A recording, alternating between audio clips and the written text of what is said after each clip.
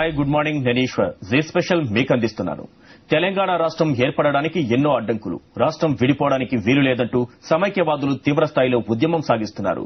సమైక్యవాదానికి ప్రత్యేకవాదానికి మధ్య తీవ్రస్థాయిలో cold war సాగుతోంది.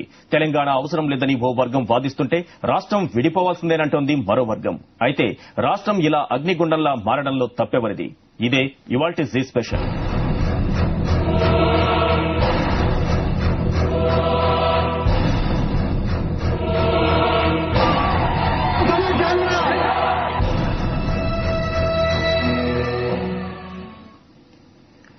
ప్రత్యేకమో సమైక్యమో ఏదో తేలడం లేదు. తేల్చాల్సిన వారు మాత్రం నిప్పు రాజేసి చలిమంట కాసుకుంటున్నారు. తెలంగాణ వేడి తగ్గగానే సమైక్య సెగలు చెలరేగాయి. రాష్ట్రాన్ని అల్లకల్లోలం చేస్తున్నాయి. ప్రత్యేక తెలంగాణపై రకరకాల వాదనలు వినిపిస్తున్నాయి. రాజకీయ అవసరాల కోసమేనంటూ సమైక్యవాదులు ప్రచారం చేస్తున్నారు. మరి ఇది నిజమేనా? తెలంగాణ ప్రజలకు అవసరం లేదా?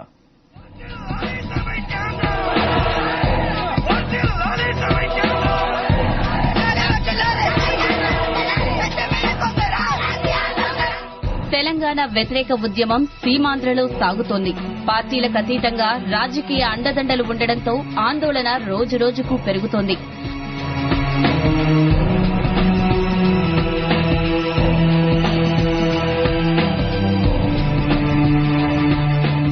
పది రోజుల క్రితం తెలంగాణలో ఎలాంటి పరిస్థితులైతే నెలకొన్నాయో ఇప్పుడు అవే పరిస్థితులు ఆంధ్ర సీమల్లో కనిపిస్తున్నాయి.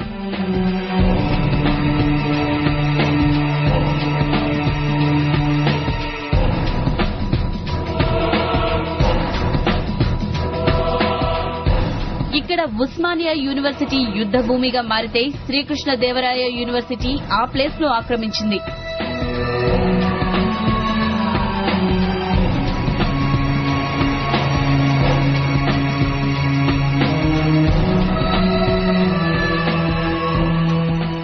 ఇక జాతీయ జెండాను చేతపట్టి సమైక్య నినాదం చేస్తూ ప్రజల దృష్టిని తన వైపు తిప్పుకున్నారు విజయవాడ ఎంపీ రాజగోపాల్. రాష్ట్రం సమైక్యంగా ఉండాలంటూ దీక్ష కూడా చేపట్టారు.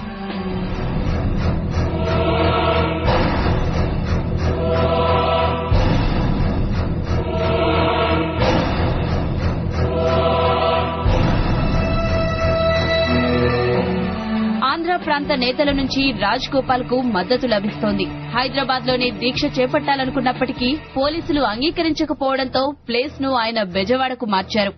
రాష్ట్రమంతా సమైక్యాంధ్ర కోసం పాదయాత్ర కూడా చేస్తారంటున్నారు.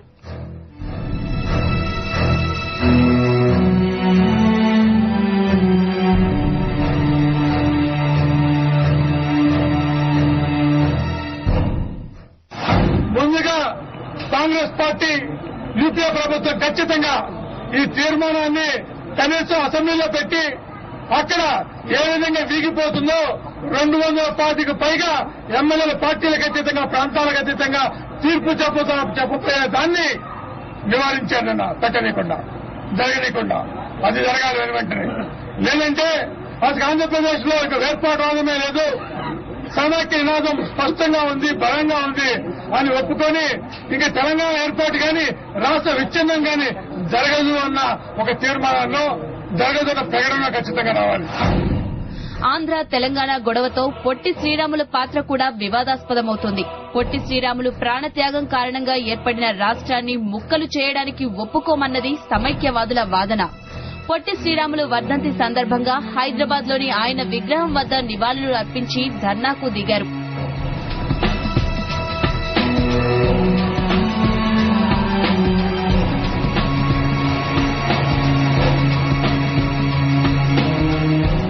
ఇక్కడే ఓ విషయాన్ని గుర్తించాలి. పొట్టి శ్రీరాములు పోరాడింది మద్రాసు రాష్ట్రం నుంచి విడిపోయి తెలుగువారు ప్రత్యేక రాష్ట్రంగా ఏర్పడటం కోసమే. ఆ సమయంలో హైదరాబాద్ రాష్ట్రం ప్రత్యేకంగా ఉంది.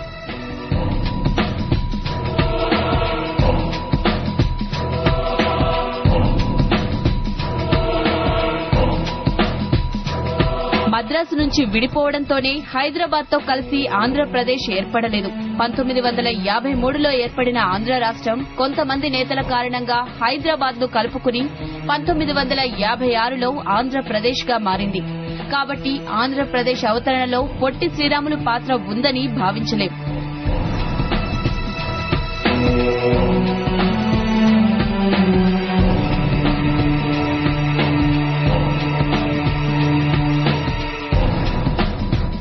ఇక హైదరాబాద్ విషయంలోనూ ఎంతో గందరగోళం.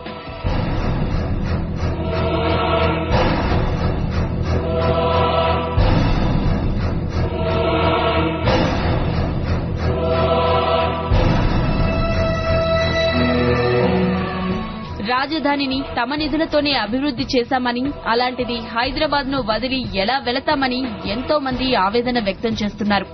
వారి బాధను అర్థం చేసుకోవాల్సిందే. అయితే హైదరాబాద్ అభివృద్దికి ఆంధ్ర ప్రాంతం నిధులు మాత్రమే ఖర్చు పెట్టారా? తెలంగాణ నుంచి అసలు ఆదాయమే లేదా?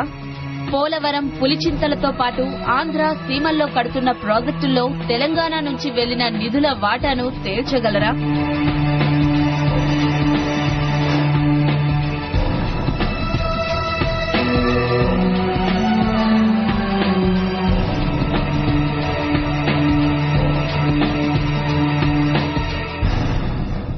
ఒకవేళ ఖర్చు పెడితే ప్రాజెక్టుల నీళ్లను తెలంగాణకు రప్పించగలరా?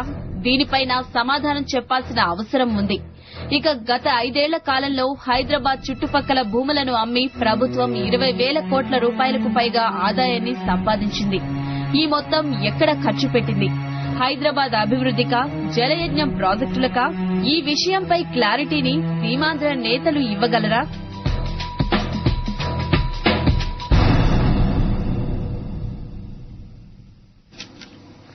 సి స్పెషల్లో ఇప్పుడు షార్ట్ బ్రేక్.